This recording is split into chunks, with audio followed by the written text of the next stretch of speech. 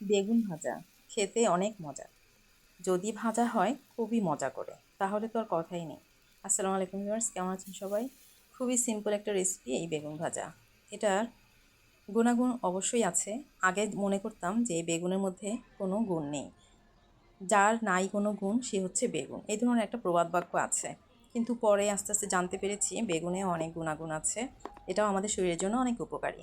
যাই হোক, বেগুনটা আমরা বিভিন্নভাবে কিন্তু খেয়ে থাকি। পুড়ে খেয়ে খেয়ে থাকি, তরকারি করে খাওয়া যায়, ইলিশ মাছ দিয়ে তো খুবই মজা হয়। আর এভাবে বেগুনটা ভাজলে তো কোনো কথাই নেই। এটা সাধারণত পোলাও মাংসের সাথেও কিন্তু অনেক ভালো লাগে। বিশেষ করে যখন ঘরে মেহমান আসে তখন দেখা যায় এভাবে বেগুনটা ভেজে আমরা সাধারণত পোলাওয়ের সাথে কিন্তু পরিবেশন করতে পারি। তো এভাবেই কিন্তু পরিবেশন করাও হয়। অনেকেই কিন্তু এভাবে বেগুন ভেজে দিয়ে থাকেন পোলাওয়ের সাথে। তো আমি আজ একটু অন্যরকম করে বেগুনটা ভেজে নিচ্ছি। এটা অবশ্য ভাতের সাথেই খাওয়া হবে, পোলাও করছি না। মনে হলো যে এত বড় বড় বেগুন আনা হয়েছে, তো আজকে এইভাবেই করে ভেজে খাই।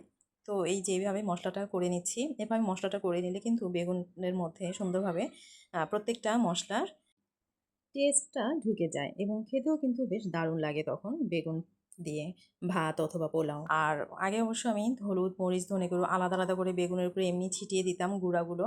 যার কারণে দেখা যেত কোনো বেগুনে মশলা বেশি ঢুকেছে, আবার কোনোটার মধ্যে মশলাটা কম লেগেছে। তো এভাবে কিন্তু ব্যাটার একটা তৈরি করে নিলে মশলাটার লবণ-টবণ মশলাসহ সব কিছুই বেগুনের মধ্যে সমপরিমাণভাবে ঢুকে যায়। তো এই যে একটু ক্রস করে কেটে নিচ্ছি যাতে ভিতরে মশলাগুলো সুন্দরভাবে ঢুকে যায়। তো আপনারা কিভাবে খেয়ে থাকেন কমেন্টে অবশ্যই জানাবেন। আর যদি না খেয়ে থাকেন এরকম করে কিন্তু খেয়ে দেখতে পারেন। খুবই মজার এই বেগুন ভাজাটা।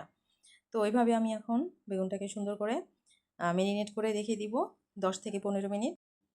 মেরিনেট করে রাখার পরে কিন্তু বেগুনের ভেতর থেকে অতিরিক্ত যে পানি সেটা কিন্তু বের হয়ে যায় এবং ভাজলে তেল অনেক কম টানে।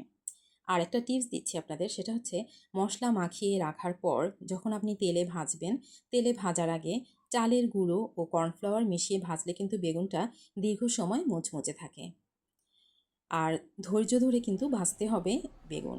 কড়া আঁচে না ভেজে অল্প আঁচে সময় নিয়ে ঢাকনা দিয়ে ভাজলে বেগুন ভেতরে নরম ও বাইরে ক্রিস্পি বা মচমচে হয়। তবে আমি আপনাদের টিপসটা দিয়েছি ঠিকই, কিন্তু আমি নিজে অ্যাপ্লাই করতে ভুলে গেছি। আপনারা কিন্তু অবশ্যই আমি যেভাবে বলেছি ভেজে দেখবেন। আর আমি নিশ্চয়ই নেক্সটে যখন ভাজবো কর্নফ্লাওয়ার বা চালের গুঁড়ো অবশ্যই অ্যাপ্লাই করব, যাতে বেগুনের বাইরের দিকটা ক্রিস্পি হয় এবং ভেতরটা নরম হয়।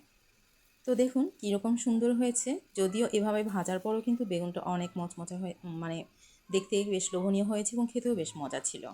তো ভিউয়ার্স, কেমন লেগেছে আজকে আমার বেগুন ভাজা অবশ্যই কমেন্টে জানাবেন। নেক্সট ডে নতুন কোনো ভিডিও নিয়ে আবার হাজির হব আপনাদের সামনে। আজকের মতো বিদায় নিচ্ছি। আল্লাহ হাফেজ, আসসালামু আলাইকুম। তবে আমার বেগুন একটা ভেঙে গেছে, যাই হোক কোনো সমস্যা নেই। এই ভাঙা বেগুনটাও কিন্তু খেতে বেশ ভালোই লেগেছিল। টাটা।